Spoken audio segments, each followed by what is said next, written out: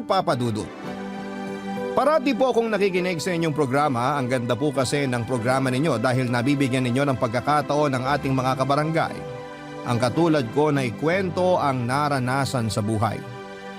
Mga ilang ulit na rin akong sububok na magpadala ng sulat ko sa inyo pero tuwing susubok po ako ay parati akong kinakain ng hiya na baka husgahan lamang ako ng mga tao. Pero naisip ko rin na kung hindi ko lalakasan itong loob ko ay hindi ko rin maririnig kung ano man ang maipapayo ninyo o ng ating mga kabarangay sa sitwasyon ko. Ako po si Carmen. Noong elementary pa lamang ako'y lumipat na ang pamilya ko sa Navotas. Galing po kaming Negros. Sa Navotas kasi yung tambakan ng mga isda na siyang hanap buhay ng parents ko. Karamihan ng mga kapitbahay namin sa Navotas ay may kaugnayan sa isdaang negosyo. Nang mag-18 years old na ako ay namasukan agad ako sa isang fast food chain. Dahil gusto ko magkaroon ng sariling pera para hindi ako aasa sa aking mga magulang. Sa pinagtatrabahuhan ay nakaipon naman ako ng kaunting pera, Papa Dudut. Dito ko sinimulan ang sarili kong negosyo kasama ang boyfriend kong katrabaho ko rin sa fast food chain. Gumagawa kami ng mga necklace at iba pang mga design gamit ang iba't ibang shells. Ito po ang naging negosyo ko, Papa Dudut. Nang mag-21 na ako ay nagkaroon na kami ng maliit na shellcraft stall. Katuwang ko pa rin sa negosyo ang boyfriend ko. Pareho kaming dalawa na hindi nakapagkolehiyo at umaasa lamang sa kasipagan at positive mindset na kaya naming palaguin ang perang pinuhunan dahil pareho rin kaming hindi umaasa sa aming mga magulang. Nang makita naming umaasenso na ang shellcraft namin, ay saka kami nag-decide na magpakasal, Papa Dudut. Aaminin ko na hindi ako nagalaw ng boyfriend ko sa mga taong nagkasama kami. Kaya sa unang gabi namin bilang mag-asawa ay nilubos-lubos namin na pagsaluhan ang aming mga sarili na puno ng pagmamahalan. Natikman ko ang pag-ibig sa kanyang mga bisig. Habang yakap-yakap ko siya ay pakaramdam ko ay sobrang saya ko. Pero hindi ko ina-expect na panandalian lang pala ang lahat dahil binawi siya sa akin. Namatay agad ang asawa ko matapos ang isang buwan naming pagsasama. Ang dating masayang pamumuhay ko ay napalitan ng lungkot, Papa Dudut. Akala ko'y wala ng pag-asa ang buhay pero muling lumiwanag ang buhay ko dahil sa isang buwan na pagiging mag-asawa namin ay nabuntis ako ng asawa ko. Biniyayaan kami ng Diyos ng isang anak na babae. Walang iba kung hindi si Rosemar. Papa Dudut, binuhos ko po ang lahat ng pagmamahal ko kay Rosemar. Ang mga hindi ko naranasang karangyaan sa buhay ay ibinigay ko sa kanya. Pinaaral ko ang anak ko sa kolehiyo at nang makatapos na ito sa kanyang pag-aaral ay agad naman itong nag-decide na magpakasal sa kanyang boyfriend na si Andrew. Ayaw ko pa sana siyang ipakasal pero buntis na ito kaya tinuloy ang pagpapakasal ni Rosemar kay Andrew dahil dapat nitong panagutan ang kaisa-isa kong anak. At gusto ng anak ko na lumipat na ng bahay kasama ang asawa niya.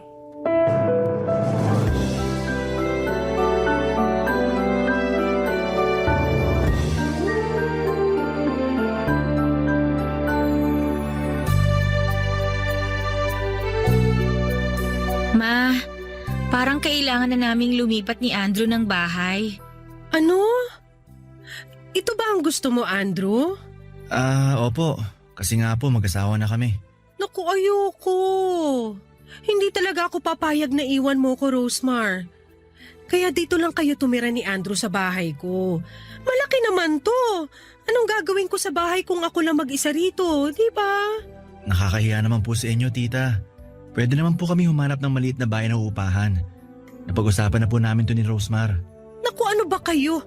Gastos lang yun. At ano ba yung tita-tita na yan? Nakalimutan mo na naman. Dapat mama na ang itawag mo sa akin. Sorry po, mama. Ayan.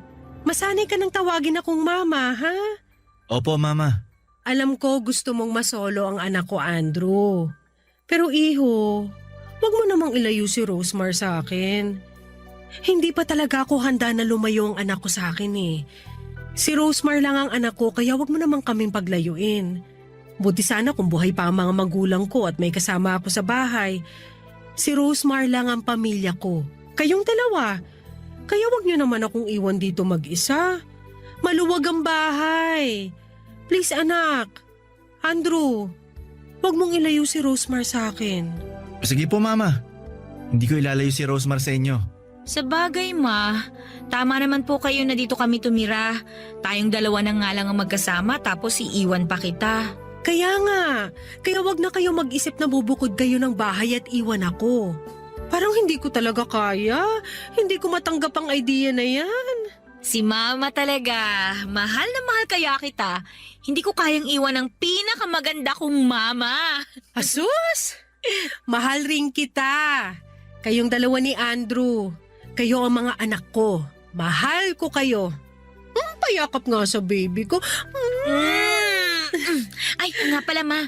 Next week magbabakasyon kami ni Andrew ha. Okay lang ba na ikaw muna mag-isa dito sa bahay? Paano kung sabihin kong hindi okay? Ma naman eh. Mag-honeymoon pa ba kayo? Nauna na nga ang full moon sa tiyan mo. Pasensya na po, Ma.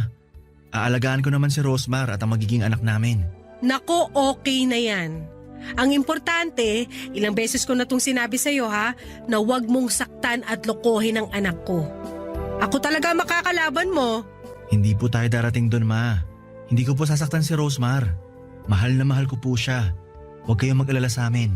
Kinikilig naman ako, Han. Asus, kayo talaga. Sa harap ko pa talaga kayo nagharutan. Ma naman. Lambingan lang, hindi harutan. O siya, basta mag-ingat kayo. 3 buwan na lang at manganganak ka na, Rosemar. Excited na ako sa apo ko. Magiging lola ka na, Ma. Parang ang bata pa ni Mama para tawaging Lola. Tama si Andrew, dapat hindi lolang itawag ng apo ko sa akin. Ano po ba dapat, Ma? Mami! Mami ganda! Pwede. Ayan, baby. Excited na ang mami mo na makita ka. Ang maganda mong Mami.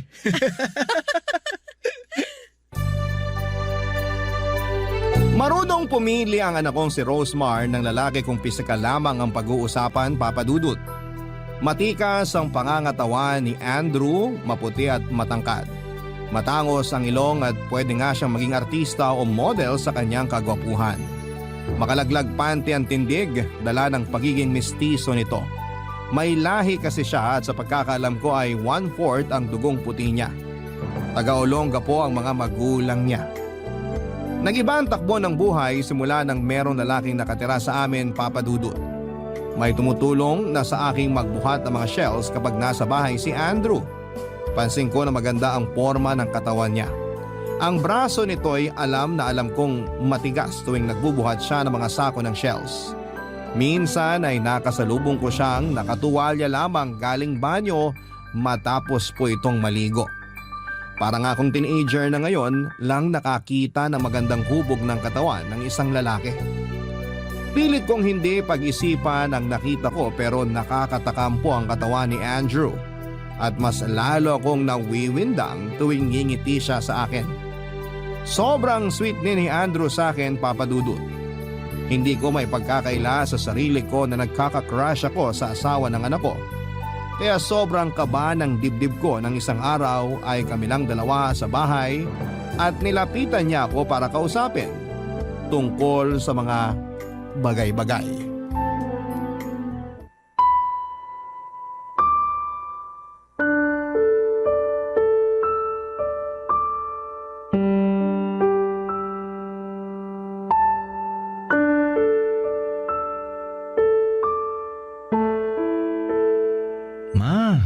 Kausapin niyo naman ako.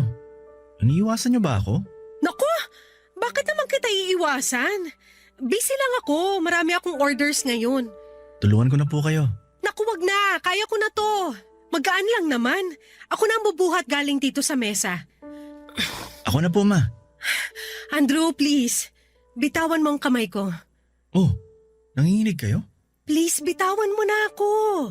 Ma, alam kong matagal mo na akong tinitingnan. Ilang beses na kitang nahuli na tinititigan mo ko. Alam kong may lihim kang pagtingin sa akin. Ano ba yung pinagsasasabi mo? Tumigil ka nga. Alam kong tama ako. Gusto mo ko, Ma. Halata sa tingin mo. Hindi mo ba naririnig yung sarili mo? Irespeto mo naman ako bilang magulang ng asawa mo. Parang anak na kita. Walang makakaalam. Ikaw at ako lang. Lumayo ka nga, Andrew. Baka kung ano magawa ko sa'yo. Hindi ba tuwing naliligo ako, hinihintay mo na lumabas ako ng banyo para lang makita ang katawan ko? Ilang beses kitang nahuli. Ilang beses kong sinadya yun. Doon ko natumbok na tama ang hinala ko. Walang duda. Gusto mo nga ako. Hindi totoo yan. Malisyoso ka lang. Ma, sabi ko nga sa'yo, walang makakaalam. Andrew, isa na lang. Bitawan mo ko. Huwag ka na mag-deny, Ma. Alam kong tinatago mo lang yung nararamdaman mo sa akin dahil asawa ko ng anak mo. Andrew, please. Magiging sikreto natin to. Itatago natin. Promise yan. Walang makakaalam. Tigilan mo ko, Andrew. Ano ba? Andrew!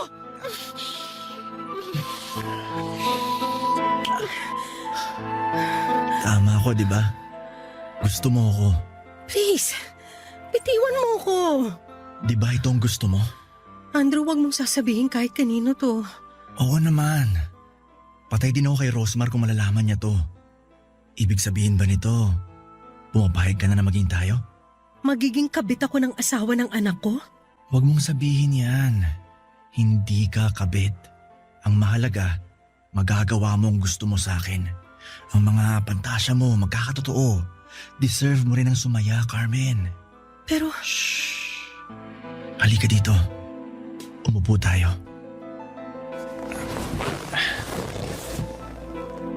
Alam mo ba, hindi lang ikaw nagpapantasya. Carmen, pinagpapantasyahan din kita na isang araw magkatabi tayo tulad nito.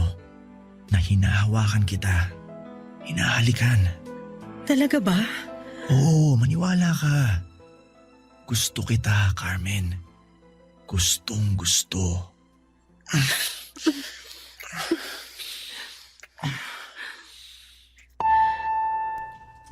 Papadudot, sobrang kakaibang init ang naramdaman ko habang dumadampi ang mga labi ni Andrew sa mga labi ko. May ibang kuryenteng pumasok sa pagkatao ko. Ang kanyang mga braso na hinihimas ko at ang kanyang matipunong dibdib na bumamangga sa akin ay sobrang nagbibigay ng ibang init sa aking pagkatao. Sa aking pagkababae na matagal nang hindi nakayakap ng isang lalaki. Ginawa namin ang gawaing mag-asawa, Papa Dudut.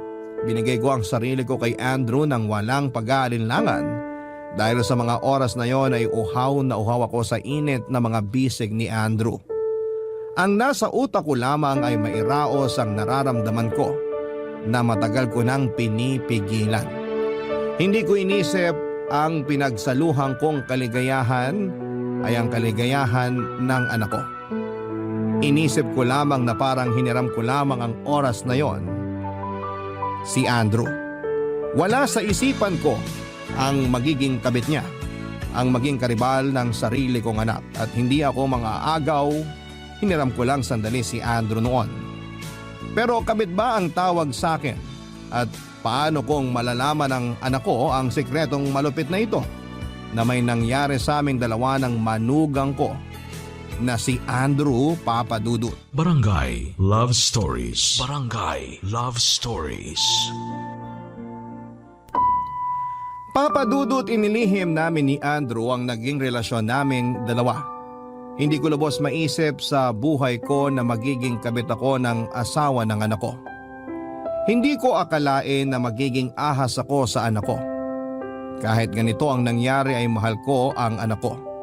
Ayaw kong masaktan siya at ayaw kong masira ang pamilya nilang dalawa ni Andrew.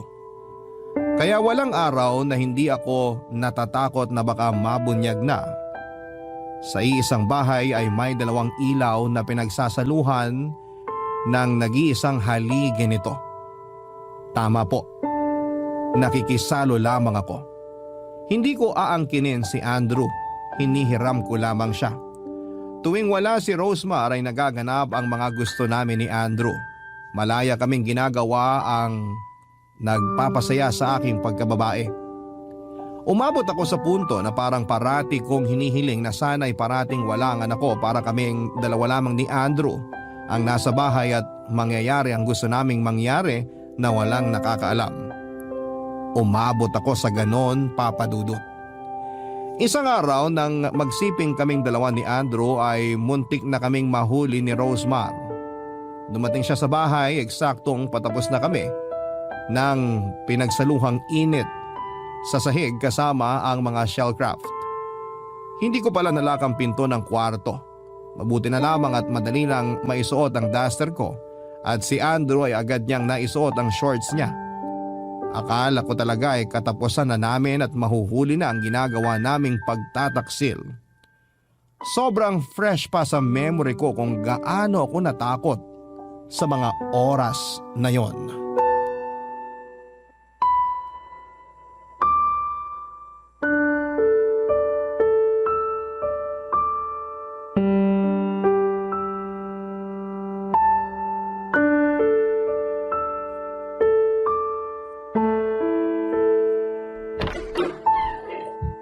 Rosemar! Han! Oh, bakit parang nakakita ka ng multo? Pawis na pawis ka. Mainit kasi. Sa bagay, mainit talaga ngayon. Ay, sobra. Pinagbuhat ko rin kasi siya ng mga sako ng mga shell para tuhugin na namin. May order kasi. Naku ma, dahan-dahan din kayo ha. Hindi na kayo bumabata. Kailangan lang tumatapos. Suki ko kasi kaya minamadali ko na.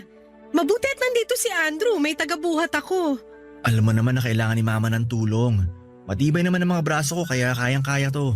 Huwag mo na yang i-flex-flex. Ikaw talaga. Salamat Han sa pagtulong mo kay Mama ha. Naku, magpunas ka na nga ng pawis mo kasi ayoko sa amoy pawis ha. At saka magsuot ka na rin ng t-shirt mo. Bakit? Ayaw mo makita ang magandang katawan ko? Ikaw talaga? Kumusta nga pala ang anak ko? Nasa kwarto, natutulog. Pinatulog ko. Ma, salamat sa lahat ng tulong niyo sa pamilya ko ha. Okay lang ba talaga na dito lang kami tumira o mas dapat sigurong lumipat na kami para hindi ka namin naaabala? Naku, hindi kayo nakakaabala. Masaya ako na nandito kayo. Nakikita ko kayo at ang apo ko. Tama si Mama, Han. Dito na muna tayo.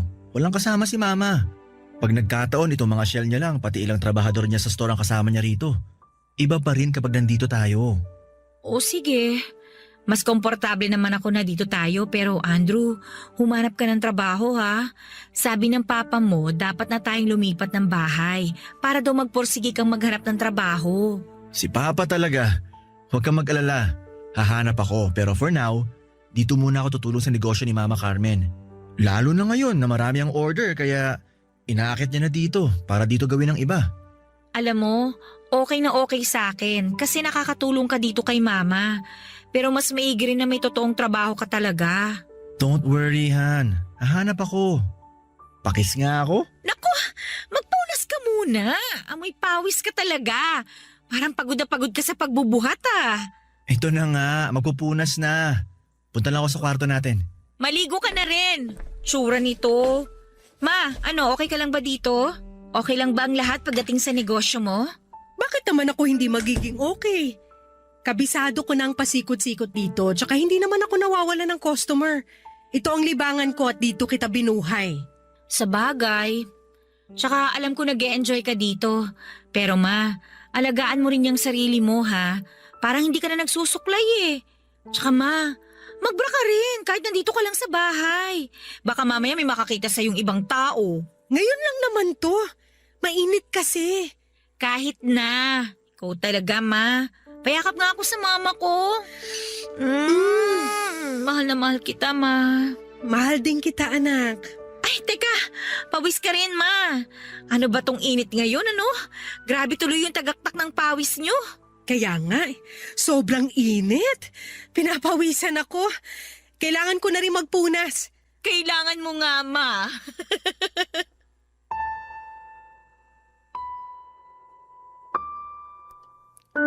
Sa oras na yon, Papa Dudut, ay sobrang kaba po ang nararamdaman ko. Paano kung nabuking kami at nakita ng anak ko ang ginawa naming kataksilan? Kaya naging wake-up call sa akin na muntikan kaming mabuking na dalawa ni Andrew. Kaya naisipan kong gusto ko nang tigilan ang anumang ugnayan naming dalawa ni Andrew. Baka dahil ilang beses ko lang na-enjoy ang pagsasama ng asawa ko noon sa kama, kaya naging ganito ang tingin ko sa pakikipagtalik kasama si Andrew. Baka hinahanap ko lamang ang mga kulang na panahon na dapat ay pinagsaluhan namin noon ng asawa ko, at si Andrew na ang tumupad ng gawaing dapat natugunan ng asawa ko. Kaso'y binawian siya ng buhay at 1 buwan ko lamang siyang nakapiling. Sobrang gulo ng isip ko dahil alam kong masama ang ginagawa ko. May parte sa buhay ko na gusto ko nang wakasan talaga ang namamagitan sa amin, pero may parte rin sa pagkatao ko na gusto kong ipagpatuloy ang kung anuman ang meron kaming dalawa ni Andrew. Mahirap po talaga ang pinagdadaanan ko, Papa Dudut.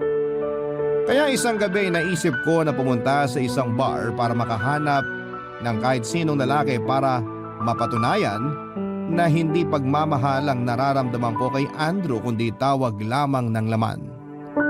Pangangailangan lang ng katawan, ang pananabik lang sa init ng isang lalaki, kaya ako nagkagusto kay Andrew. Kaya noong nasa bar ako habang lasing ay namit ko ang kaedad kong si Domeng. At ang sumunod na nangyari ay nagising na lamang ako sa kama katabi siya. At iba na ang damit na suot ko.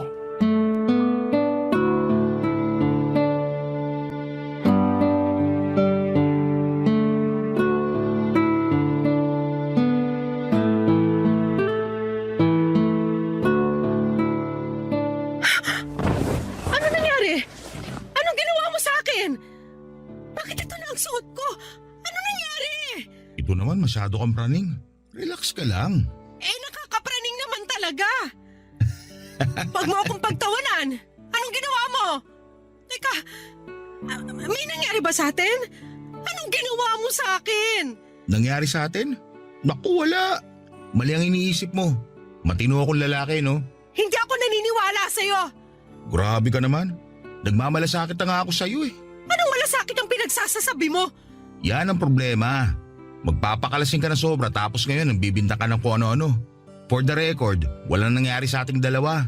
Hindi naman ako ganung tao. May respeto ako sa babae kasi may kapatid din naman akong babae at may nanay ako. Pero bakit nandito ako sa kama mo? Bakit magkatabi tayo at bakit iba na tong suot ko? Nasobrahan ka sa inom kaya nasukaan mo yung damit mo. Kaya pinalitan ko suot mo. Ibig sabihin nakita mo ang katawan ko? Ano naman? Gusto mo matulog na may suka? Nakakahiya. Huwag ka nang mahiya. Ang importante, maayos ka na. Kailangan ko na palang umuwi. Pero masakit ng ulo ko. Hangover yan. Uminom ka na maraming tubig. Pinagluto na rin kita na makakain mo. Kumain ka muna bago ka umuwi sa inyo. Salamat. Domeng. Ako si Domeng, Carmen. Sobrang nalasing ata talaga ako kagabi. Hindi ko na maalala pangalan mo. Ano pa kaya mga pinaggagawa ko? Medyo halatang lasing ka nga kagabi pero maayos ka pa naman. Wala kang ibang ginawa kundi ang sumuka. Naku, para akong matandang lasengga. Hindi naman. Halata lang na hindi ka sanay uminom. Hindi nga ba? Oo, hindi nga. Domeng, salamat ha. Kung hindi ka ang nakasama ko, baka ano nang nangyari sa akin. Walang anuman. Sige na, tumayo ka na dyan. Kumain ka. Kaya mo na ba? Parang kaya ko naman pero mabigat pa rin ang ulo ko. Mawawala rin yan. Sana nga mawala agad to. Pero parang lalagnatin ako sa sakit. Ihatid na kita mamaya kung okay lang sa'yo para naman makauwi ka na maayos. Naku, wag na. Kaya ko na. Ito naman, huwag ka na mahiya. Wala naman akong trabaho ngayon. Kaya hindi abala sa akin kung yan ang iniisip mo. Salamat, Domeng.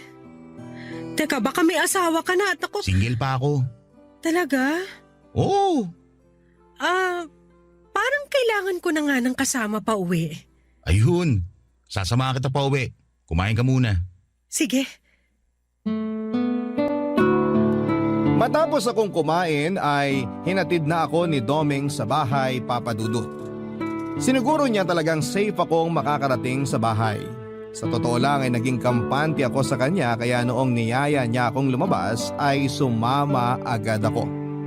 Madali niyang nakuha ang loob ko, madali niya akong napaibig. O pag-ibig ba talaga ang nararamdaman ko sa kanya sa mga oras na yon? Basta ang alam ko sa sarili ko ay gusto ko nang mawala ang pagnanasa ko kay Andrew. Gusto kong putulin ang ugnayan naming dalawa at hindi na higit pa sa pagiging mother-son-in-law ang relationship namin. Gusto kong maging normal na manugang na lamang ang relasyon ko sa kanya. Gusto kong magpakaina sa anak ko at hindi ang maging kahati sa asawa niya. Walang gabi na hindi ako inuusig ng konsensya ko sa ginawa namin ni Andrew. Patuloy din ang paglapit niya sa akin para gawin ang nakagawian namin. Pero tumatanggi na ako at nahahalata niyang may iba akong lalaki. Ang hindi niya alam ay gusto kong limutin siya. Pero paano kung nasa isang bahay lamang kami nakatira kasama ang anak ko?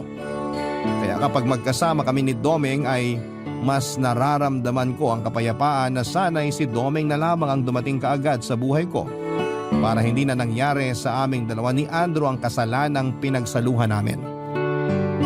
Walang sabit si Domeng at may trabaho po ito. Hindi siya kagwapuhan, Papa Dudut, pero hindi naman sa lahat ng oras ay ang panlabas na anyo ang batayan kung mahal mo ang isang tao. Nasa puso ang pagmamahal. Ang tunay na pagmamahal ay yung wala kang nasasakta na ibang tao at hindi mo tinatago ito dahil kapag nabunyag ay tiyak na ikakasira talaga ng buhay mo. Barangay Love Stories. Barangay Love Stories. Matapos ang halos 3 buwan nang una kong makilala si Domeng ay naging kami ng dalawa kaagad, Papa Dudut. Gusto ni Domeng na ipaalam namin ito sa anak ko dahil hindi naman ako bata para ilihim ang tungkol sa amin. At pareho naman kaming walang sabit na dalawa. At dito ko na nga sinabi kay Domeng ang tungkol kay Andrew dahil gusto kong tapat ako sa kanya. At kung hindi niya matatanggap ang nakaraan ko ay hindi ko ipipilit ang sarili ko. Ang akala ko ay hihiwalayan niya ako, Papa Dudut, pero hindi. Mas minahal niya ako at hindi niya ako hinusgahan. Para sa kanya ay pinagtagpo kami ng tadhana para iligtas ako kay Andrew at maibaon sa limot ang sikretong ugnayan ko sa asawa ng anak ko. At matigil na ang hindi kanais-nais na ugnayan ko kay Andrew. Na dapat ay manatiling manugang lamang si Andrew sa buhay ko. Kaya hindi maiaalis na mainit ang ulo ni Domeng tuwing naiisip niya ang tungkol kay Andrew. Para sa kanya isang oportunista ito at tinitake advantage ang kahinaan at sitwasyon ko para makuha ang gusto nito. Ang sabi sa akin ni Domeng na kailangan nang malaman ni Rosemar ang tungkol sa relasyon naming dalawa ni Domeng para tumigil na si Andrew sa kanyang pangungulit sa akin. Ayaw din ni Domeng na malalaman ni Andrew na alam niya ang tungkol sa naging relasyon ko kay Andrew. Ang gusto niya na tinanggap niya ako bilang ako at dapat hindi na niya iisipin pa ang tungkol kay Andrew. Lalo na't alam niyang putol na ang ugnayan ko dito at sure akong wala na talaga, Papa Dudut. Nakapagdesisyon na akong tigilan na ang kahibangan ko kay Andrew. Pero isang araw ay nagalit si Andrew sa akin ang kamilang dalawa sa bahay. Nalaman niya na pinaalam ko na kay Rosemar ang relasyon naming dalawa ni Domeng.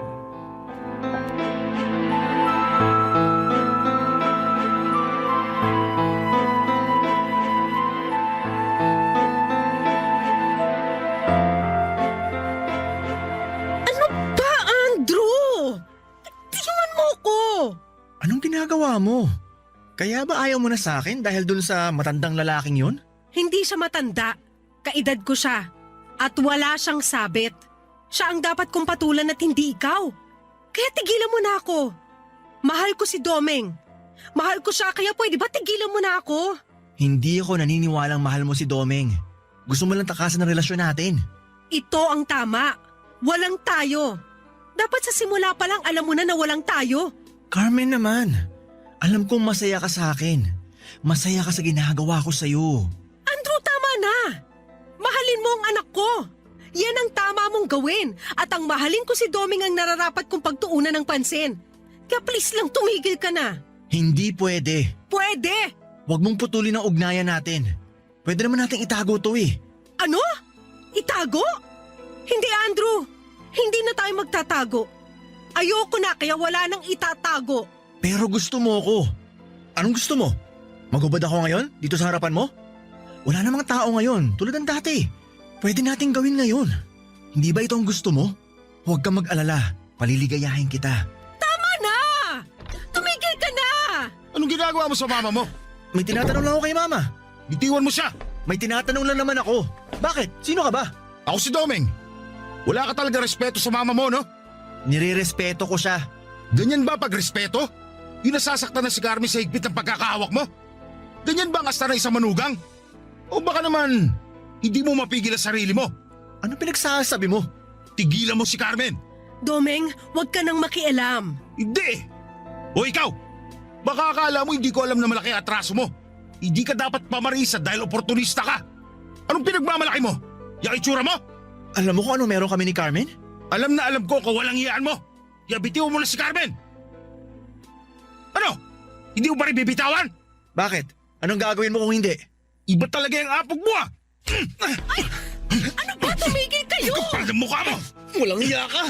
Pakialamero! Ikaw ang walang iya! Wala kang respeto! Puro kahiyupan yung nasa isip mo! Wala kang klase ka! Dapat sa'yo pinulubog! Doon na tayo sa loob ng kwarto ko. Andrew, umayos ka ah. Umayos ka bilang asawa ng anak ko. Umayos ka bilang tao dahil gusto ko na magpakatao. Hindi ako hayop. Sana ilagay mo yan sa utak mo. Mahalin mo ang anak ko. Yun ang dapat mong gawin. Halika na, Domeng. Ayusin mo yung pagbumukha mo ha! Domeng, tama na. Tigilan mo na yan.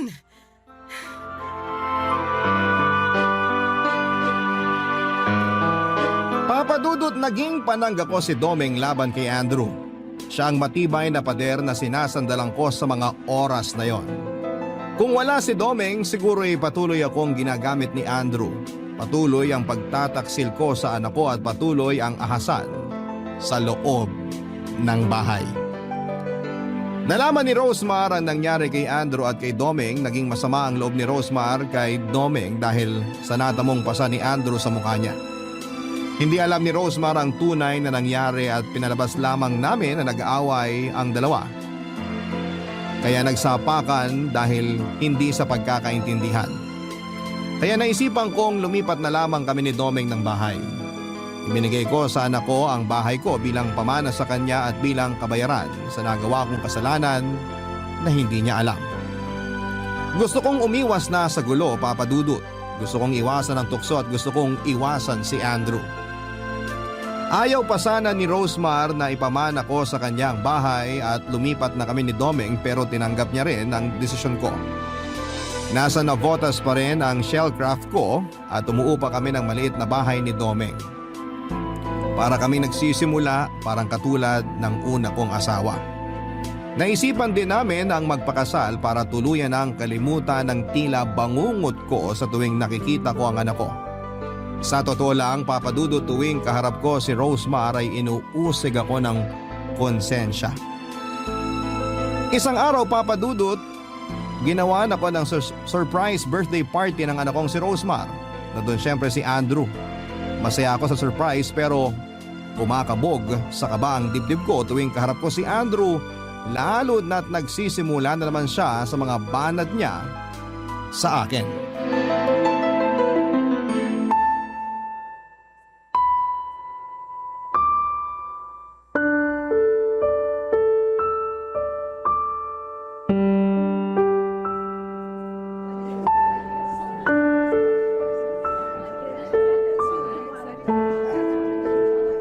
Carmen, Huwag kang magsimula, Andrew. alam kong gusto mo pa rin ako. Pwede pa rin natin gawin yung mga ginagawa natin. Sa totoo lang, miss na kita. Tumigil ka. Baka may makarinig sa'yo. Sige na, magkita tayo. Pwede tayo sa motel. Hindi mo ba talaga ako titigilan? Tama na yung mga panahon na yon. Malaking pagkakamali yon. Hindi dapat ako nagpadalos-dalos eh. Dapat igalang mo rin ako bilang nanay ng asawa mo. Ikaw naman? Binabastos lang naman kita pag gusto mong bastusin kita. Anong meron dito?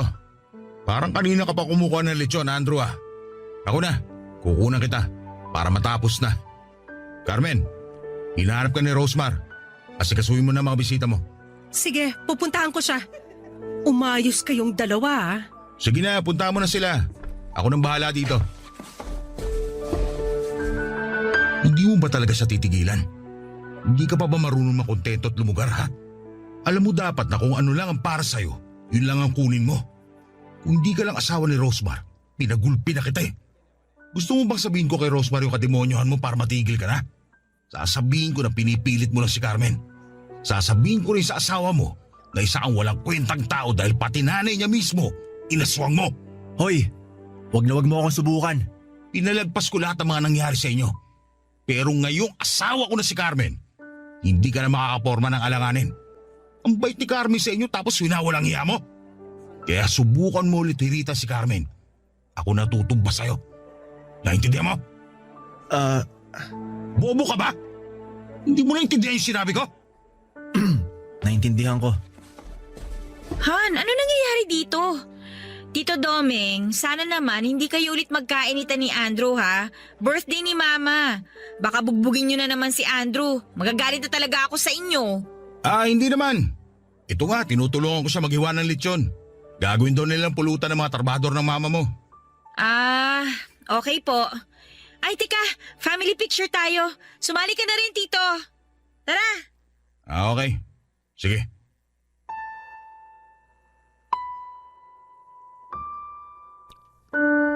Simula noon, Papa Dudut, ay hindi na lumapit si Andrew sa akin.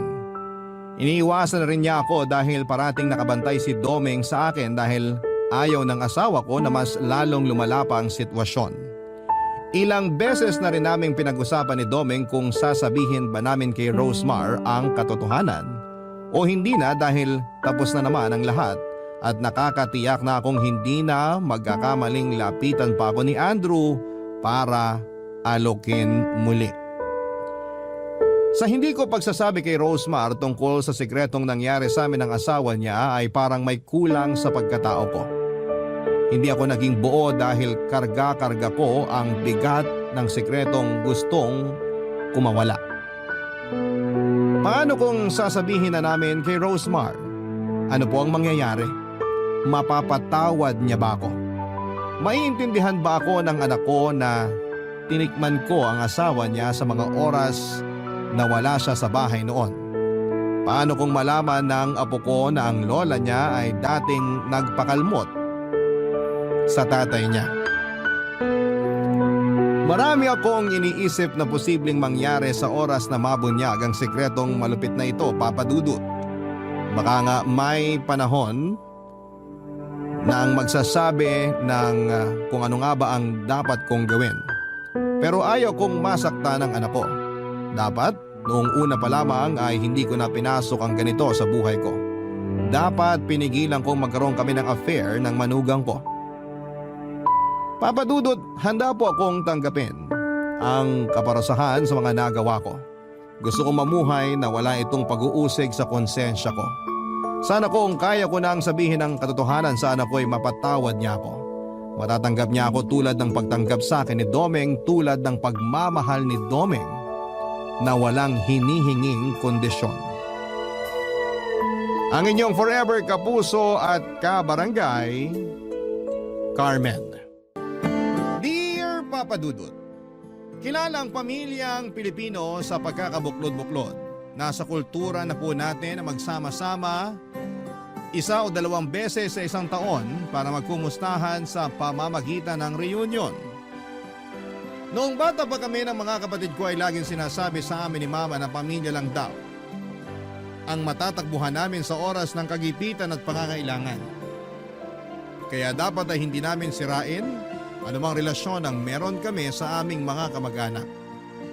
At kahit na nga ngayong matanda na ako ay dala-dala ko pa rin sa puso ko ang mga pangaral na yon sa amin ng nanay namin.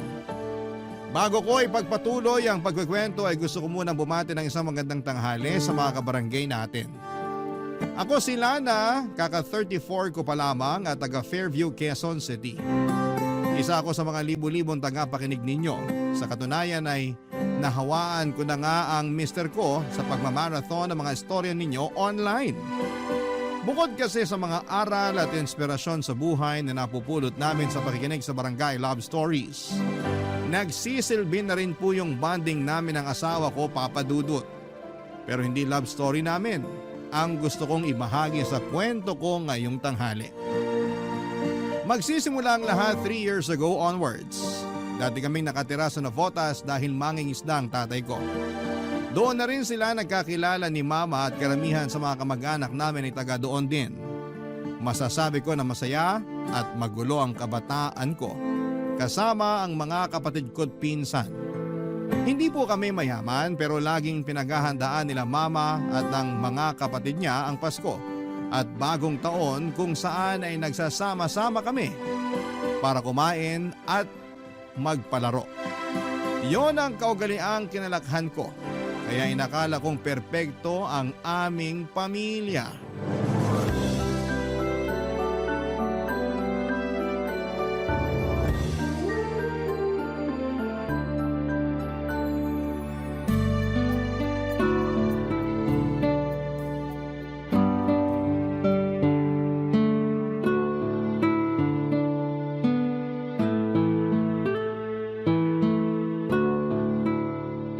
Ate Miriam, ano na? Ano na ba yon, Adora? Kailan mo planong pansinin yung nanliligaw sa'yo dun sa may water refilling station? Dinig ko, gustong-gusto ka raw nun. Tsaka, biyudo yun, kaya ayos na rin. Ano pa pinagsasasabi mo? Kilabutan ka nga. Bakit ako magpapaligaw ay may asawa akong tao? Santisi mong babaeng to? Ay, alam naman natin na hindi na magtatagal yung buhay ng asawa mo. Manahimik ka nga! Matakot ka nga sa Diyos! May takot ako sa Diyos, ano? Lagi nga ako nagsisimba tuwing linggo at nagro-rosaryo gabi-gabi. Kung totoo yung sinasabi mo, sana alam mo sa sarili mo na masama yung iniisip mo. Hindi porke may sakit ang asawa ko ganyan mo na tratuhin. Masyado ka namang ano. Ikaw lang naman inaalala ko. Ano nga ko inaalala mo? Siyempre, masarap kaya yung may kasama sa buhay lalo na pagtanda natin. Ako nga nakatatlo na eh. Madali kasi akong magsawa kaya pag ayoko na pinapalitan ko na. Ikaw yun! Magkaiba tayo. Mahal ko ang asawa ko. At kahit na ano mangyari, hindi ko siya ipagpapalit sa iba. Kaya ko naman ang sarili ko. Tsaka may mga anak ako, hindi ko kailangan maghanap ng ibang kasama. Hindi naman garansya na makakasama mo pa dito sa bahay niyo yung mga anak mo, lalo na pag nagsipag-asawa na sila. Nandito na po ako. Wala na. Bakit ngayon ka lang, nak? Ay, heavy traffic po kasi kaya medyo ginabi ako. Tapos may hinuhukay pang kanal dun sa main road kaya isang kalsada lang yung nadadaanan. Hassle nga po eh. Uy, Tia, nandito po pala kayo sa bahay. Oo, nakikipagkwentuhan lang naman ako dito sa nanay mo. Talaga po? Gusto ko nang paalisin tong tsahin mo Nakakainis kasi yung mga sinasabi. Grabe ka naman ate. Tungkol saan po ba yung pinag-uusapan nyo kung ayos lang malaman? Ayos lang naman, pero baka pati ikaw mainis. Napakasulsul mo talaga. Bakit maiinis si Nana? Sigurado ako na pag nalaman niya baka nga matuwa pa siya at pasalamatan ako. Tungkol saan nga po kasi yun, Tia? May nagkakagusto kasi sa mama mo. Yung may-ari ng water refilling station dun sa kanto. Biyudo yun. Malaki na rin ang mga anak. Sinabi ko lang naman dito sa nanay mo na magpaligaw na kasi syempre, hindi natin sigurado ang buhay. Sobra naman po kayo. Buhay pa po yung tatay namin. Konting respeto naman. Anong konting respetong pinagsasasabi mo? Bastos po kasi yung sinabi nyo. Ano bastos dun? Lahat bastos. Hindi ko alam kung paano nyo nakuhang sabihin yun Alam nyo na nga may pinagdadaanan yung pamilya namin dahil sa pagkakasakit ni Papa. Imbis na mapagaan nyo yung loob namin, lalo nyo lang pinabibigat. Depende yon kung paano nyo tatanggapin. Minasama nyo, kaya kasalanan nyo yun. Talaga namang, ayaw pang tumigil Huwag mo na lang patulan yung tiya mo. Baka hindi pa yan nakakapaghapunan Mabuti pa umuwi ka na sa inyo, Adora. Baka nga hinahanap ka na ng mga anak mo Anong oras na Uuwi naman talaga ako Pero, pautakin mo muna ako ng bigas. Gawin mo ng 3 kilo pero sa sunod na linggo na yung bayad Dali na para makauwi na ako.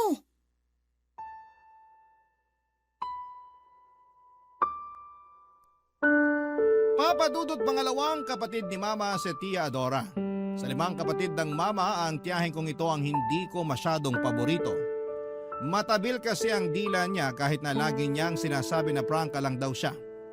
Pero para sa akin ay magkaibang bagay po yun. At habang nagkakaedad ako ay lalo kong napatunayan kung gaano siya kasakit magsalita. Bukod doon ay napaka-insensitive din niya na tao. At patunay na doon ang pangbubugaw niya kay Mama sa ibang lalaki kahit na buhay pa naman. At ang malala pa ay may sakit ang tatay namin. Kaya nga gigil na gigil ako sa kanya ng gabing yon. Pero laging sinasabi ng Mama na pagpasensyahan ko raw ang Tia Adora ko. Sa kanilang 6 na magkakapatid, ito raw talaga yung espesyal. Premature raw kasi ito at sakitin kaya kung ano-anong gamot ang pinainom sa kanya noong bata pa lamang. Nasalinan din daw ito ng dugo noong minsang nagkadengge. Kaya siguro ganun yung pag-uugali niya. Ewan. Pero hindi talaga nakakatuwa itong tiyahin ko at kahit na anong pangunawa ang gawin ko ay dumarating pa rin yung puntong bigla na lamang may sumasanib sa akin na masamang espiritu para patulan ko siya, papadudot.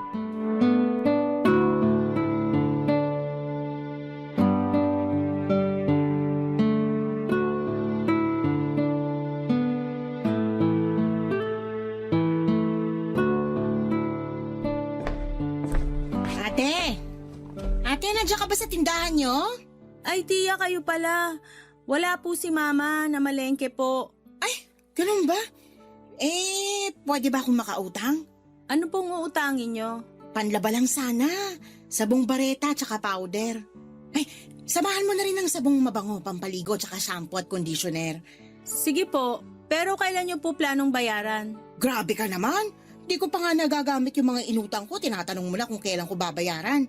Huwag nyo po sanang masamain. Siyempre, pinapaikot lang ni Mama yung puhunan ng tindahan. Babayaran ko naman kayo Masyado kong sigurista. Ilang beses nyo na po kasing sinabi yan, pero hanggang ngayon wala pa rin kayong inaabot na pambayad. Yung inutang nyong bigas, sabi nyo babayaran nyo sa susunod na linggo. Hanggang ngayon, wala pa rin. Tapos pumatong na lang yun sa mga utang nyo nung nakaraang buwan pa. Madadagdagan na naman po ngayon. Wala na pong space sa listahan nyo, oh. Di isulat mo sa likod. Late-late na bagay pinoproblema mo. Huwag naman po kayong ganyang magsalita. Paano hindi ako magkakaganito? Akala mo ang laki-laki ng kasalanan ko sa inyo kamag-anak nyo naman ako. Kaya nga po pinagpapasensyahan namin kayo kapag delay yung bayad nyo kasi kamag-anak namin kayo. Ito na po yung mga kinuha nyo, Tia. Pinlastik ko na rin para di na po kayo mahirapang bitbitin. Ay, salamat naman. Buti naisip mo yan. Walang anuman po. Ingat po kayo. Sandali. Maalala ko lang. Parang malapit ka nang mag-birthday, di ba? Po? Opo. Sa susunod na buwan na yon. Buti pa kayo naalala nyo. Ako kasi nakalimutan ko na. Uy, syempre. Tanda ko lahat ng birthday ng mga pamangking ko, no? Okay po. Pero, ilang taong ka na ba sa birthday mo? 30? Hindi po. 32 na po ako noon. Nako, lalagpas ka na pala sa kalendaryo. May masama po ba doon? Meron! Lalo na hanggang ngayon wala ka pa rin pinapakilala sa mama mo. Kailan mo ba kasi planong mag-asawa? Asawa agad? Wala pa nga po akong boyfriend. Di sige, boyfriend. Kailan ka ba magbo-boyfriend? Tia Adora. Wag mo na akong lilinyahan na wala ka pa namang hinahabol na deadline kasi ipapaalala ko lang sa'yo na hindi ka na bumabata. May expiration yung matres nating mga babae kung plano mo magkaanak. Baka mahirapan ka na. Sige ka. Alam ko naman po yun. Alam mo naman pala bakit hanggang ngayon wala ka pa ring boyfriend? Siguro babae gusto mo, no? Huling check ko sa sarili ko, lalaki pa rin naman po. Kaya nga lumandi ka na. Gayahin mo ako. Talo pa kita Ano pong gagayahin ko sa inyo? Yung mabilisan yung pagpapalit ng mga lalaki? Hay, sobra ka naman sa sinabi mo. Huwag niyo na po kasing problemahin yung tungkol sa pagkakaroon ko ng boyfriend. Darating din po tayo doon. Baka nga magulat na lang kayo kasi naunahan ko na kayo magpakasal. Ay, nakakainis ka naman Alis na nga ako rito bago pa masira ang araw ko. Sige po, ingat po uli kayo. Baka makatapa kayo ng jackpot, lalong masisira araw nyo. Papadudot, taon-taon na lang laging kinukumusta ni Tia Adora kung kailan ko planong mag-asawa. Yun bang parang may pa-countdown siya na malapit na raw lumagpas sa kalendaryo ang edad ko. Akala mo naman ay may makukuha kong premyo sakaling magka-boyfriend na ako o makapag-asawa tulad ng gusto niyang mangyari. Kahit na sanay na ako sa mga tanungan niyang ganon, Papadudot, ay hindi ko pa rin mapigilang ma-stress lalo na may pinagdadaanan ng pamilya namin dahil sa pagkakasakit ni Papa. Tapos ay sumasabay pa talaga siya. 5 ang mga anak ni Tia Adora, 25 anyos ang panganay at 8 taon naman yung bunso. May naging karelasyon siyang mga lalaki at nagkaanak sa mga ito, pero kapwa hindi nauwi sa kasalan. Bale sa una niyang kinasama, 3 ang naging anak niya at sa pangalawa naman ay 2. Hiwalay na rin naman siya doon at noong mga panahong yon ay meron na siyang boyfriend na mas bata sa kanya ng 15 taon. 43 years old na ang tiyahin ko at 28 naman na yung boyfriend niya. 3 taon lang ang tanda sa panganay niya. At lagi niyang binibida na talo pa raw niya ako dahil sa edad niyang yon ay may asim pa siya at ibubuga sa mga lalaki. Barangay Love Stories. Barangay Love Stories. Papadudot, hindi naman ako nakikipagkompetensya sa tiyahin ko. At kahit na may sinasabi sa kanya yung iba naming kamag-anak dahil sa pagiging bida-bida niya, ay hindi ko na yon ginagatungan pa lalo't hindi ganoon yung tinuro sa amin ng mga magulang namin. Kaya nga sa abot na makakaya ko ay pinapalagpas ko na, Papadudot, ang mga sinasabi ng tiya ko at pinagpapasa Diyos ko na lamang na sana'y magbago na siya. Mabilis na lumipas ang 2 linggo, pero hindi bumuti ang lagay ng tatay namin. Sa katunayan ay labas-masok na rin siya noon sa ospital at nagsimula lang yon sa ubo at lagnat na nauwi sa pulmonya. Noong huling beses na dinala namin siya sa ospital, ay huling beses na rin pala na makikita namin siyang buhay, Papadudot. Ang sakit mawala ng magulang pero inisip na lang namin na nakapagpahinga na siya sa piling ng Panginoon. Pinagtulungan naming magkakapatid ang burol at libing ng tatay namin. Kahit na malungkot ang aming pamilya ay nagpapasalamat pa rin kami sa Diyos. Dahil binigyan niya kami ng pagkakataon na makasama si Papa ng ilang taon bago niya ito bawiin sa amin. Kahit na iniwan na kami ng tatay namin, nanatiling matatag ang aming pamilya. Nangako kami ng mga kapatid ko sa isa't isa na hindi namin pababayaan ang mama namin. Pero lagi namang sinasabi ni mama na kaya niya ang sarili niya at ayos lang daw kung gusto na naming mag-asawa o bumukod. Malalaki na rin kasi kami at nasa tamang edad na rin. Tapos na rin kami sa pag-aaral, may pinagkakakitaan namang maliit na tindahan si mama. Pero pinangako ko sa sarili ko na habang wala pa akong asawa ay babantayan ko ang mama namin at aalagaan ko siya. Mabilis nga na lumipas ang 3 buwan at nakarating sa kaalaman ko na patuloy pa rin kinukulit ng tiyahin ko si mama na magpaligaw gayong wala na raw naman ang tatay namin. Grabe kung hindi ba naman talaga tinamaan ng lintik, Papadudot.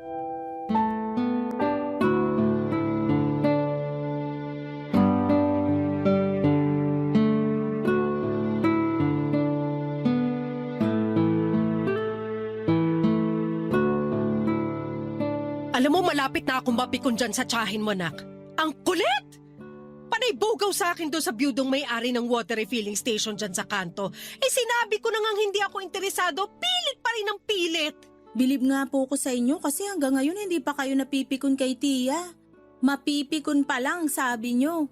Ang haba rin ng pasensya nyo eh. Oo naman, kasi iniisip ko pa yung mararamdaman niya.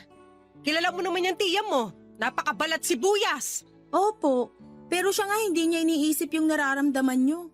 Kamamatay lang ni Papa pero gusto niya na agad na palitan nyo. Kahit nga nung may sakit pa lang ang papa nyo, Sabi na siya ng sabi tungkol sa bagay na yon. Sa susunod, sasabihin ko na talaga sa kanya na kung gusto niya, siya na lang yung magpaligaw doon. Total, sanay naman siya na maraming nagkakagusto sa kanya. Ay opo, proud pa nga siya na marami pa rin daw nagkakandara pa sa kanya kahit na may jowa na siya. Wala naman akong pakialam do kasi buhay niya yon. Ang akin lang sana, wag niya na akong idamay. Kahit na wala na ang papa niyo, hindi ko yun ipagpapalit sa iba. Kontento na ako na siya lang yung lalaking minahal at pinakasalan ko. Hindi ko na kailangan kumilala ng ibang lalaki, no? Sana maintindihan ni Tia na hindi lahat ng tao katulad niya. Yun bang hindi mapakali kung walang lalaki? Pero ako lang naman to.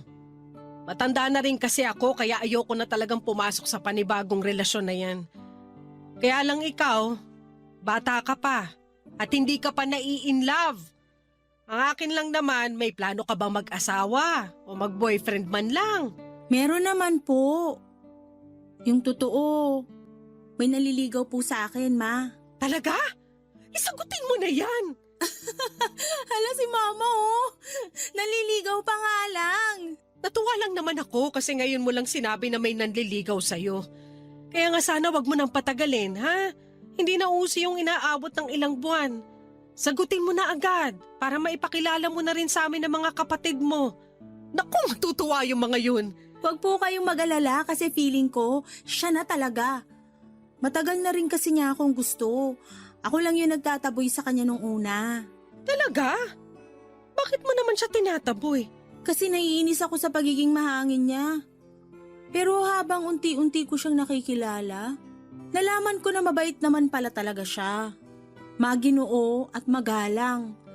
Sigurado ako magugustuhan niyo rin siya sakaling ipakilala ko na siya sa inyo. Kung ganon, excited na ako. Basta balitaan mo ko sakaling sinagot mo na siya, ha? Magluluto ako ng masarap pag pumunta siya rito sa bahay natin. Sige po.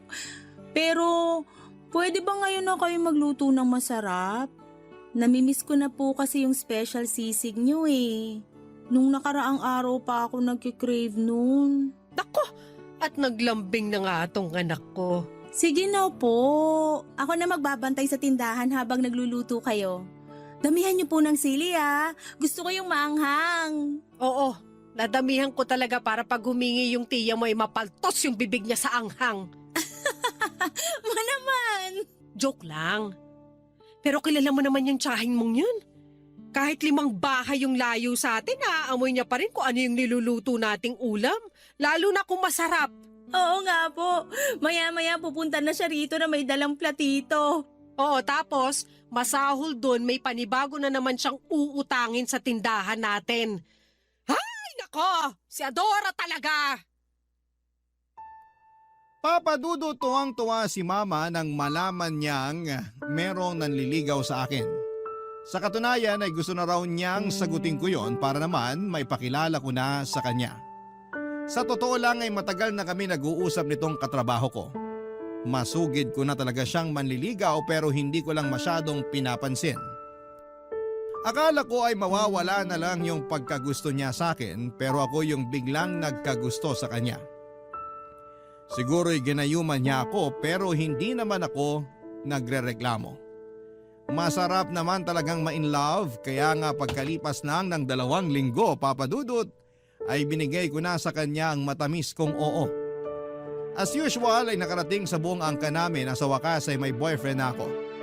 At nung araw nga na dinala ko siya sa bahay para ipakilala kay Mama at sa mga kapatid ko abay biglang umiksena si Tia Dora.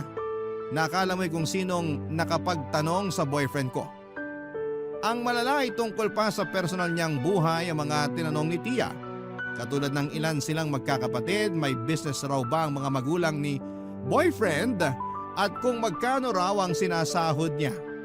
Katwiran ni Tia Adora ay concern lamang daw siya sa akin. Kung kaya ba niyang buhayin ang pamangkin niya kapag nagpakasal na kami. Nakakaloka. Hindi nagtagal ay na-engage kami ng boyfriend ko at nagpakasal na rin kami, Papa Dudut. Nang mga panahong yon ay may bahay na kami na binigay ng parents ng asawa ko sa kanya. Pero i-renovate pa lang namin kaya sa bahay muna kami tumira. kasama si mama lalo na noong nabuntis ako. Inabot din ng 1 taon ang renovation pero dahil cesarean ako ay pinili ko muna magstay sa bahay namin para maalagaan ni mama. Ang hirap din kasing kumilos kung ako lang mag-isa, lalo na at sariwa pa yung tahi ko. Pero nakaraos din naman ako at hindi nagtagal ay sumapit yung araw ng pagpapabinyag namin sa aming baby. Pero hindi ko akalain na pati yon ay guguluhin ni Tia Adora nang mag-imbita siya ng sandamakmak niyang mga kazumba sa binyag ng anak ko para makikain, Papa Dudut.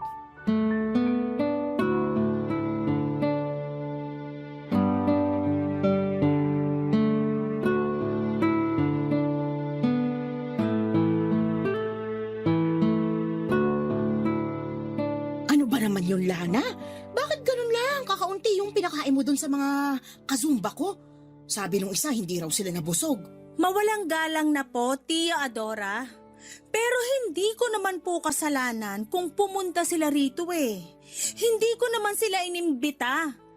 Kayo lang naman po yung nagsama sa kanila rito. Alam niyo namang may iba pa kaming bisita. Bisita rin naman sila. Mga kazumba ko nga yun. Eh di sana kayo yung nagpabinyag, saka kayo rin yung nagpakain. Ano sinabi mo? Alam nyo, buti na lang talaga may extra money pa kaming mag-asawa para magdagdag ng pagkain. Kasi nakakahiya naman kung pinalis namin yung mga bisita nyo kanina. Pero imbes na magpasalamat kayo sa akin o kahit man lang humingi ng pasensya dahil masyado kayong pabida, nakuha nyo pa talaga akong awayin kasi hindi nabusog yung mga kazumba nyo? Nasa tamang pag-iisip po ba kayo? At ako pa talaga yung pabida? Sumusobra ka na ha? Baka nakakalimutan mong tsahin mo ko. Hindi ko po nakakalimutan yon. Kaya nga kahit na nakakabwisit kayo, nagtitimpi ako sa inyo. Pero hindi ko na talaga kinaya ngayon. Hindi naman kami mayaman kaya nga binadget namin yung pagkain sa binyag ng anak namin. Para lang sana yun sa mga kinuha naming ninong at ninang at sa mga kamag-anak. Pero anong ginawa nyo? Nagsama kayo ng ibang tao tapos gusto nyong pakainin ko silang lahat? Sobra namang kagarapalan yan. Kasalanan ko bang kulang yung budget nyo? Sana kasi pag nagpapabinyag kayo, pinaghahandaan nyo. Ako pa pala ngayon yung garapal? Nang dahil lang doon? Aba, nakakasama ka ng loob ah. Ay wow, kayo pa talaga yung masama ang loob? Kamusta naman kaya yung pakiramdam ko? Naisip nyo man lang ba yon bago sumama ang loob nyo sa akin? Feeling ko hindi, kasi ganyan naman kayo. Wala kayong pakialam sa ibang tao, kahit mga kamag-anak nyo. Kasi sarili nyo lang yung palagi nyong iniisip. Hindi totoo yan ha. Huwag kang mag-imbento. Hoy Adora, ginawa mo pa talaga sinungaling yung anak ko? Halos lahat ng kamag-anak natin alam yung pag-uugali mo. Huwag mo namang kampihan yung anak mo, Ate Miriam. Sinong kakampihan ko, ikaw? Alam mo matagal kong iniwasan na masaktan ng damdamin mo Kaya hindi kita madalas pinapatulan. Nagtitimpi ako sa'yo kasi magkapatid tayo at ayoko masira ang relasyon natin pero nakakainis ka na talaga. Pati binyag ng apo ko hindi mo pinalagpas. Ano ba kasing kinakagalit nyo? Pagkain lang naman yon. Kahit siguro ano talagang paliwanag namin, hindi mo maintindihan yung punto rito. Hay nako, ewan ko sa inyo mag-ina. Makakarating sa iba nating kamag-anak na inaway nyo ko at pinagsalitaan ng kung ano-ano. Tingnan natin kung hindi kayo masira sa kanila. Lalo ka na, Ate Miriam. Akala mo kung sino ka. Di magsumbong ka! Gusto mo samahan pa kita? Tara! Grabe ka na talaga sa akin Yung ugali mo ang mas grabe! Ang tanda-tanda mo na pero wala ka pa rin pinagtatandaan. Sana naman bago ka mang-insulto ng kapwa mo, matuto ka namang manalamin nang sa ganon, makita mo rin kung gaano kadumi ang pag-uugali mo. Ang hirap sa'yo, masyado ka nagbubulag-bulagan. Tama po si Mama. Sana ma-realize nyo yon bago pa mahuli ang lahat. Wala akong dapat ma-realize dito kasi alam ko sa sarili ko na wala akong ginawang mali. Ang yayabang nyo porque umasenso lang kayo ng konti. Tandaan nyo na laging binababa ng Diyos sa mga mapagmataas. Wala pong nagmamataas dito. Kung meron, baka kayo. Sumusobra ka na talaga, Lana. Hindi mo na ako ginalang. Hindi ka rin kasi marunong gumalang sa iba. Kaya paano ka igagalang ng anak ko? Mabuti pa, umuwi ka na sa inyo! Sige na! Mabuti pa nga. Ayoko na makita yung mga pagmumukha nyo. Papa Dudut, hindi ko na nga napigilan ang sarili ko na pagsalitaan ng masakit ang tiyahin ko dahil sa ginawa niya. Walang respeto na kung yon ang gusto niyang itawag sa akin, pero harap-harapan na niya akong binastos dahil sa ginawa niya. Mabuti na lang talaga at nagawan pa rin namin ang paraan na mapakain ang lahat ng mga in-invite niya na wala naman sa listahan namin. Pero syempre napagastos kami ng malaki ng asawa ko. Hindi naman kami mayaman kaya nga hanggat maaari ay binabudget namin ang aming pera. Pagkatapos ng insidenteng yon ay naggalit at nagtampo sa akin si Tia Dora. Hindi niya ako kinausap at narinig ko na lamang na chinichismis niya kami ni Mama sa iba naming mga kamag-anak, Papa Dudut. Pero mas marami siyang sinasabi tungkol sa akin na kung ano-anong hindi magaganda sa pandinig tulad ng maramot daw ako, gahaman, at hindi na aasenso. Alam ng mga kamag-anak namin na hindi yun totoo dahil matulungin akong tao.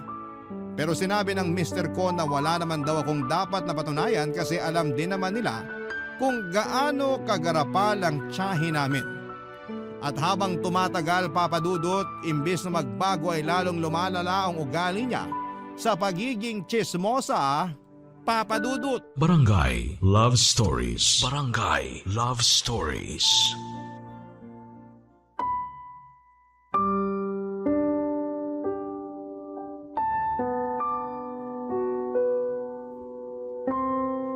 Papa Dudut, nag-decide na kaming lumipat sa bahay namin ang mister ko bago pa ako mapanot sa stress dahil kay Tia Adora. At laking luwag sa dibdib na sa wakas ay malayo na rin ako sa kanya. Pero syempre challenging din dahil nasanay na ako na nasa tabi ko si Mama. Bukod doon ay nami-miss ko rin sila ng mga kapatid ko kaya nga madalas akong tumatawag sa kanila sa bahay. Mabuti na lang dahil lagi rin nila kaming binibisita ng mag-ama ko para naman mabawasan ang lungkot ko. Marami ako narinig na kwento tungkol sa lugar namin nung umalis ako pero ang pinaka-highlight talaga doon ay ang pakikipagtana ni Tia Adora sa ibang lalaki. Na nakilala lang daw niya sa isang dating app isang buwan pagkatapos kong umalis sa Navotas. Oo, iniwan niya ang mga anak niya. Yung mga bata pa ay kinupkop at inalagaan ni Mama. Naawa naman daw kasi siya lalo pa at may sarili na ring pamilya ang panganay na anak ni Tia. Kaya walang titingin sa iba na mga pinsan ko. Wala namang kaso sa akin yon dahil naaawa din ako sa kanila. Para na rin kahit papaano ay may kasama si Mama sa bahay at pagbabantay ng tindahan niya, Papa Dudut.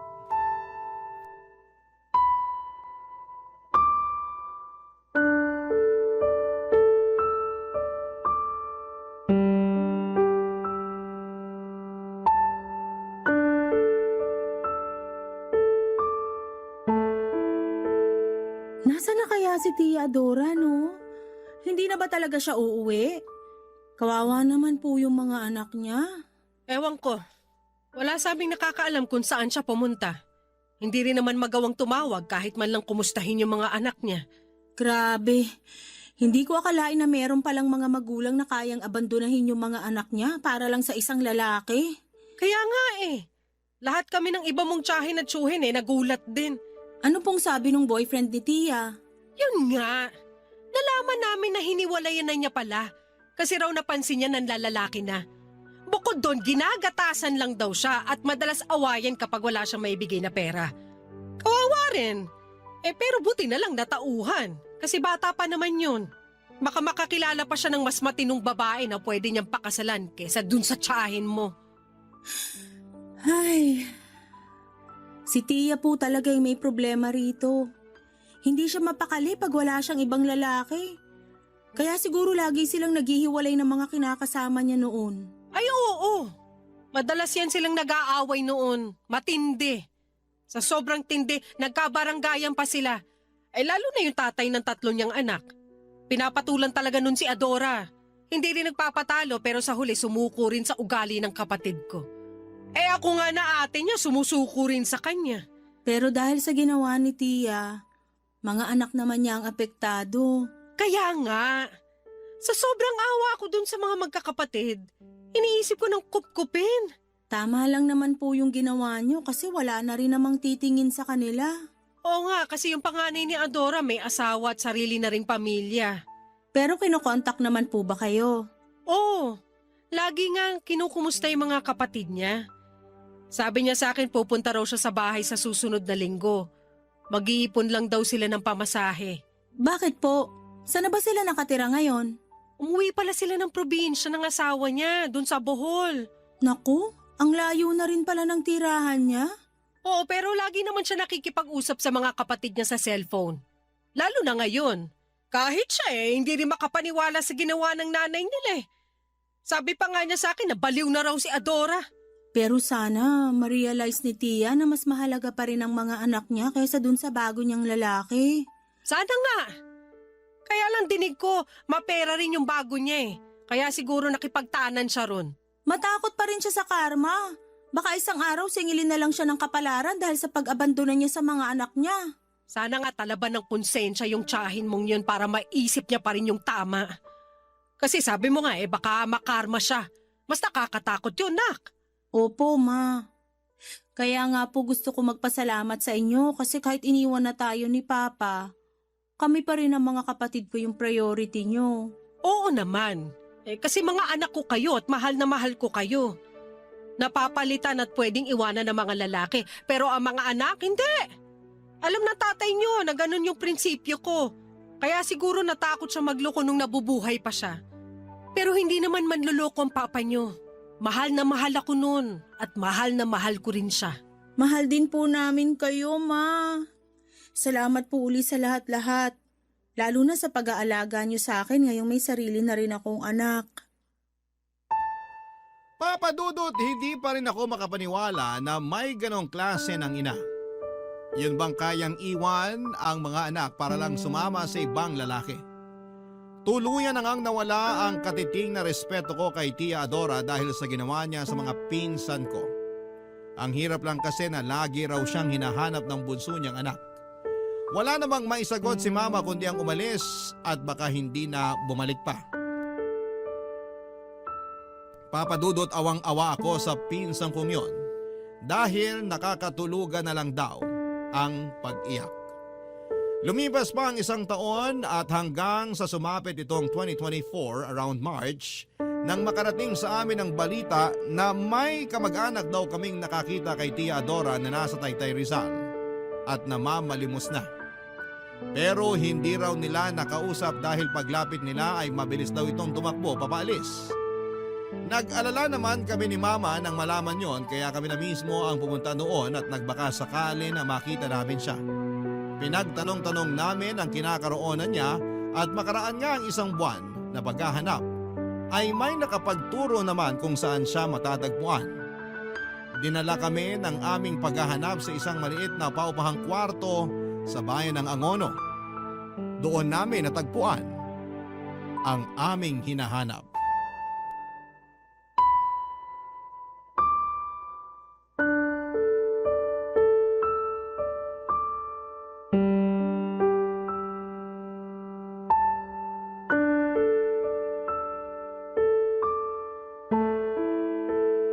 Pasensya na kayo, ate. Kasi hindi pa ako nakakapag-ayos ng bahay. Kakagaling ko lang sa pagtitinda kaya medyo pagod pa ako. Hindi ko lang din kasi akalain na mahahanap niyo ko rito. Wala namang kaso kung magulo pa tong nirerentahan niyo. Hindi naman kami maarte ng anak ko. Pinuntahan talaga namin kayo dito nung nalaman namin na may nakakita raw sa inyo na kamag-anak natin na namamalimos. Totoo po ba yun, Tia? Oo, pero isang beses ko lang ginawa yun. Oh, bakit ka umiiyak, Adora? Desperado na kasi ako noon eh. Wala nang tindahang nagpapautang sa amin eh. Gutom na kami ng anak ko. Ilang araw na kaming hindi kumakain. Wala rin kaming malinis na tubig na pwedeng inumin kasi pinutulan na kami nung may-ari ng nirerentahan namin. Ha? Grabe naman yun. Ilang buwan na kasi kaming hindi nakakabayad ng renta kaya Tama lang daw na putulan niya kami ng tubig at kuryente. Tapos, palalayasin niya na sana kami kung wala pa ako maibabayad. Kaya nga dumilihensya na ako sa pamamalimos. Hiyang-hiya ako pero tiniis ko na lang. Kasi nga, para rin naman yan sa amin ng anak ko eh. Kaso, doon ko nga nakita yung isa nating kamag-anak. Lalapitan niya sana ako pero natakot ako kaya tumakbo ako palayo. Bakit mo kasi siya tinakbuhan? Sana noon pa lang nahanap ka na namin at nalaman na namin ang sitwasyon mo. Nahihiya ako. Ayokong maging usap-usapan niyo pag umuwi ako sa atin. Wala na akong mukhang ihaharap sa mga kamag-anak natin kasi kasalanan ko naman eh. Siguro nga ito na yung karma ko kasi iniwan ko yung mga anak ko. Ang sama-sama akong ina. Tahan na po, Tia. Lahat naman tayo nakakagawa ng mali eh. Pero sobra-sobra yung pagkakamaling nagawa ko. Piruin mo, inabandon ako yung mga anak ko para sumama sa ibang lalaki. Kaya siguro pinarusahan ako ng Diyos kayo nang kunin niya sa akin yung anak ko. Anong ibig mong sabihin? Namatay na yung anak namin nung nakaraang buwan lang, ate. Mahapaginghangit. Nagkasakit siya. Lumala kasi hindi ko agad nasugod sa ospital. Tapos, huli na nung nadala ko. Ang hirap. Ang sakit mawala ng anak. Tapos humingi ako ng tulong sa barangay para maipalibing yung anak kong namatay kasi walang-wala talaga ako. Hindi ko na nga siya naiburol. Tapos, yung natirang pera sa donasyon nila sa akin ginamit ko pampuhunan para makapagtinda-tinda ako.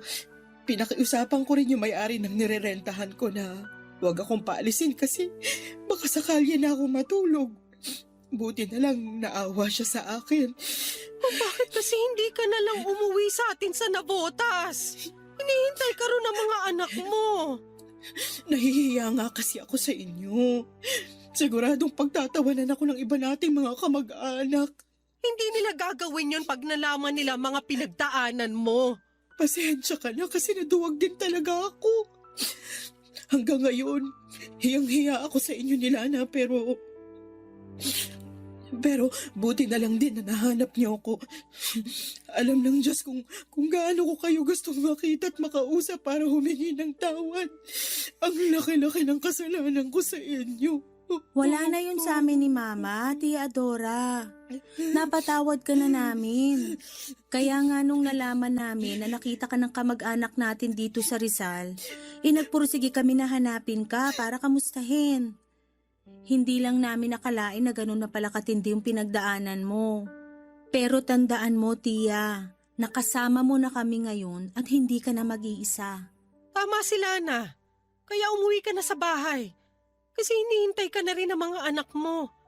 Miss na miss ka na nila, lalo na yung bunso mo. Oo, ate. Uuwi na ako. Miss na miss ko na rin sila.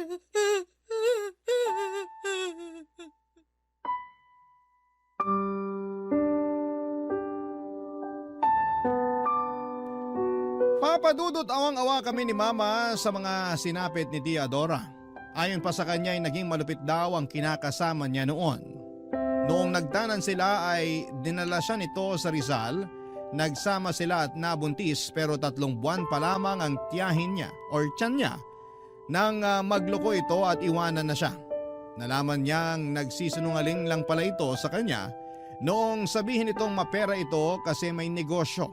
Masyado raw nasilaw sa pera sa Tia Dora kaya nagpauto siya rito at hindi na nakapag-isipan ng tama.